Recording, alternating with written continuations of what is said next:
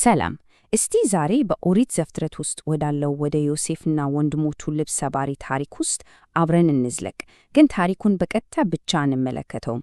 ከዛ ይልቅ የጥንት የአይሁድ ሊቃውንት ምን አሉ፣ እነዛን ትርጓሜዎች ይዘን ነው ከታሪኩ በስተጀርባ ያሉትን ጥልቅ ምክንያቶችን የምንፈትሸው። እንግዲህ ዋናው ጥያቄ ይሄ ነው። እስቲ ያስቡት፣ አንዲት ቀሚስ፣ ባለ ብዙ ቀለም ቀሚስ፣ እንዴት ነው አንድን ሙሉ ቤተሰብ እንደዚህ የምትፈትነው? እንዴት ነው ይሄን ያህል ጥልቅ ጥላቻ የምትፈጥረው? ይሄ ጥያቄ ነው የታሪኩን እምብርት የሚይዘው። ስለዚህ መልሶን ለማግኘት እስቲ ወደ ታሪኩ እንግባ። ታሪኩ የሚጀምረው ከአንድ የ17 ዓመት ወጣት ጋር ነው። ዮሴፍ ይባላል። እረኛ ነው። ግን እኮ ዮሴፍ ዝም ብሎ ተራ ወንድም አልነበረም። የወንድሞቹን ስህተትና ድክመት እየተከታተለ ለአባቱ ወሬ ያመጣ ነበር። እና ይሄው ነው እንግዲህ በወንድማማቸው መካከል የመጀመሪያውን እሾህ ዘር የዘራው። እና ዮሴፍ ያመጣው ወሬ ዝም ብሎ ወንድሞቼ አልሰሙኝም አይነት ወሬ አይደለም በጭራሽ። ታላቁ ሊቅ ራሺ እንደሚለው ክሶቹ 3 እና በጣም ከባድ ነበሩ። አንደኛ፣ ሕይወት ካለው እንስሳ ላይ ሥጋ እየበሉ ነው አለ። በወቅቱ ይሄ ትልቅ ኃጢአት ነበር። ሁለተኛ ደግሞ የባሪያዎቹን ልጆች ባሪያዎች እያሉ ያዋርዱቸዋል አለ። ሶስተኛ፣ በዝሙት ጠርጥሮቸዋል። እነዚህ እኮ ስም ማጥፋት ብቻ አይደሉም፣ ከባድ ወንጀሎች ናቸው። ሊቃውንቱ እስፍር በስፍር የሚሉት ነገር አለ። ማለትም ሰው የሰራው ነገር በሆነ መንገድ ተመልሶ ያገኘዋል ማለት ነው። ቅጣቱ ከበደሉ ጋር ይመሳሰላል። እና ይሄ ነገር በዮሴፍ ሕይወት ላይ በሚገርም ሁኔታ ተከስቷል። እስቲ እንየው።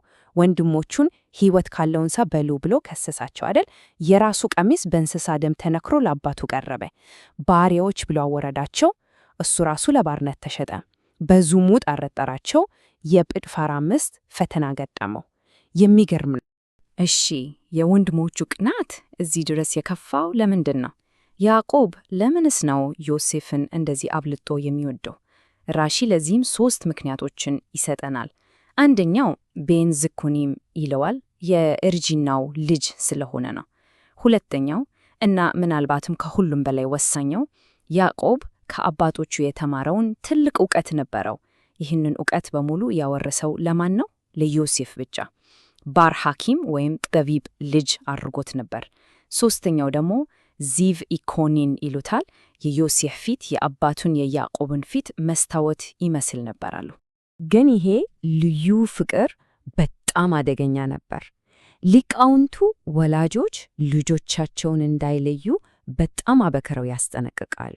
የሚድራሽ ጥቅስ እንደሚያሳየው ያቺ ውብ ቀሚስ ነበረች ለቅናቱ መንስኤ የሆነችው። በመጨረሻም መላው የእስራኤል ሕዝብ ወደ ግብፅ እንዲወርድ ምክንያት የሆነች። ውጥረቱ ከቀን ወደ ቀን እየጨመረ ሲሄድ ዮሴፍ ሕልሞችን ማየት ጀመረ። በመጀመሪያው ሕልም ላይ በሜዳ ላይ እንዳሉ የዮሴፍ ነዶ ቀጥ ብሎ ቆመ። የወንድሞቹ ነዶዎች ደግሞ ከወው ሰገዱለት። የሕልሙ መልእክት ግልጽ ነበረ። ዮሴፍ አንድ ቀን በወንድሞቹ ላይ ይነግሣል። ይህ ደግሞ በልባቸው ውስጥ የነበረውን ቂም ወደ እሳት ለወጠው። ዮሴፍ ግን እዚህ ላይ አላቆመም። ሌላ ከዚያኛው የባሰ ታላቅ ሕልም አለመ። በዚህኛው ሕልም ደግሞ ፀሐይ፣ ጨረቃና 11 ከዋክብት ለእርሱ ሲሰግዱ አየ። ይሄኔማ ወላጆቹም ጭምር ተካተቱ ማለት ነው። ግጭቱም ወደማይመለስበት ደረጃ ከፍ አለ። ያዕቆብ ግን በጣም አስተዋይ ነበር። ልጁን በይፋ ገሰጸው። እናትህ ከሞተች ቆየች እኮ፣ እንዴት ነው የምትሰግድለው? ያለው የወንድሞቹ ቅናት ለማብረድ ሞከረ። ነገር ግን በልቡ ውስጥ የሕልሞቹን ትንቢታዊ ክብደት ተረድቶ ነበር። ለዛም ነው ቃሉ ሻማር ኤታዳቫር የሚለው ነገሩ እስኪፈጸም በጉጉት ይጠብቀው ነበር ማለት ነው። ታሪኩ ወሳኝ ምዕራፍ ላይ ደረሰ። ያዕቆብ ዮሴፍን ወንድሞቹን እንዲያያቸው ላከው። ዮሴፍም ሲመልስ ሂኔኒ አለ። ይሄ ቃል ቀላል አቤት ማለት አይደለም። ሂኔኒ ማለት ጥያቄው ምን እንደሆነ እንኳ ሳያውቁ ሙሉ በሙሉ ለመታዘዝ ዝግጁ መሆንን የሚያሳይ እጅግ ጥልቅ ትርጉም ያለው ቃል ነው። የዚህን ቃል ክብደት የምንረዳው በታሪክ ውስጥ እነማን እንደተጠቀሙበት ስናይ ነው። አብርሃም ልጁን እንዲሰዋ ሲታዘዝ ሂኔኒ አለ። ይስሐቅ ራሱ ለአባቱ ሂኔኒ አለ። ያዕቆብም ከአባቱ በረከት ሲሻ ይህኑ ቃል ተጠቅሟል። ስለዚህ ዮሴፍ ሂኔኒ ሲል ራሱን ከአባቶቹ የታሪክ ሰንሰለት ጋር እያቆራኘ ነበር። እናም ዮሴፍ የአባቱን ትእዛዝ ተቀብሎ ጉዞ ጀመረ። ከኬብሮን ወደ ሴኬም ሄደ፣ ግን እዛ አላገኛቸውም። በሜዳ ላይ ሲባዝን አንድ ምስጢራዊ ሰው አገኘውና ወደ ዶታን አቅጣጫ ጠቆመው። ይገጠመኝ ነበር ዮሴፍ ከዕጣ ፈንታው እንዳያመልጥ ያደረገው። እዚህ ላይ ነው እንግዲህ ታሪኩ በጣም ከባድ ጥያቄ የሚያስነሳው። እነዚህ ወንድሞች እኮ የእስራኤል ነገዶች አባቶች ናቸው፣ ጻድቃን ሰዎች ናቸው። ታዲያ እንዴት ሆኖ ነው የገዛ ወንድማቸውን ለመግደል የሚያስቡት? ይህ ጥያቄ ከታሪኩ ባሻገር ወደ ስነ ልቦናዊው ክፍል እንድንገባ ያስገድደናል። ተንታኙ ስፎርኖ ለዚህ በጣም ውስብስብ ማብራሪያ ይሰጣል። ወንድሞቹ ዮሴፍን እንደ ወንድም አላዩትም ነበር ይላል። እንደ ሮዴፍ ማለትም እንደ አሳዳጅ ነበር የቆጠሩት። ዮሴፍ እነርሱን ከመንፈሳዊ ማንነታቸው ሊያጠፋቸው፣ ከአባታቸው ርስት ሙሉ በሙሉ ሊያገላቸው እንደሚፈልግ አመኑ። ስለዚህ ድርጊታቸው ከቅናት የመነጨ ሳይሆን ራሳቸውን ለመከላከል የተደረገ ሙከራ እንደሆነ አስበው ነበር። ይህ ሁሉ ከመሆኑ በፊት ግን ሮቤል የበኩር ልጅ እንደመሆኑ ኃላፊነት ተሰማውና ጣልቃ ገባ። እጁን አትንኩት አላቸው።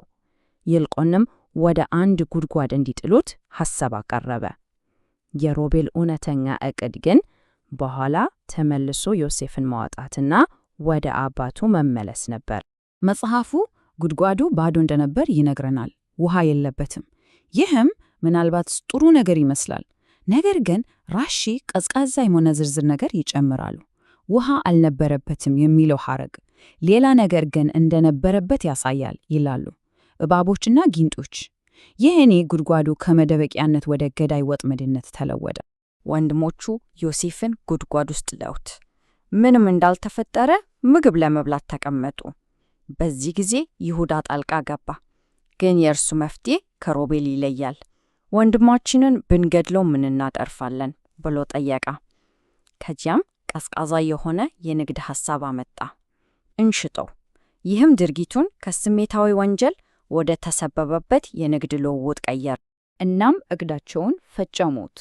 ዮሴፍን በ20 ብር ብቻ ለነጋዴዎች ሸጡት። ከዚያም ወንጀላቸውን ለመደበቅ ያችን ልዩ ቀሚስ ወስደው በፊል ደም በመነከር ለአባታቸው ለያዕቆብ ወሰዱለት። የወንጀሉ መጨረሻና ልብ የሚሰብረው የማታለል ድርጊት መጀመሪያ ይሄ ነበር።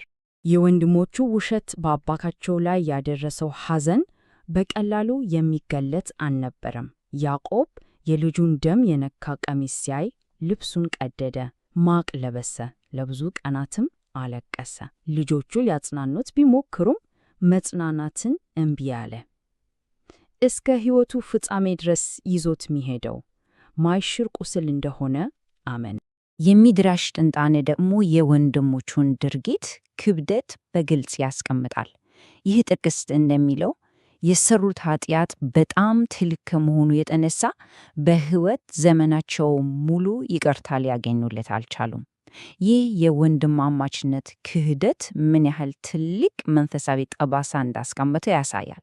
ስለዚህ ይሄ ታሪክ ከአንድ ቤተሰብ አሳዛኝ ድራማ በላይ ነው። የዮሴፍ መሸጥ የእስራኤል ልጆች ወደ ግብፅ እንዲወርዱና በመጨረሻም አንድ ሕዝብ ሆኖ እንዲወጡ ምክንያት ሆኗል። ይህም ወደ አንድ ትልቅ ጥያቄ ይመራናል። የግል ክህደትና ኃጢአት የታሪክን አቅጣጫ ሲቀይር ምን ይከሰታል?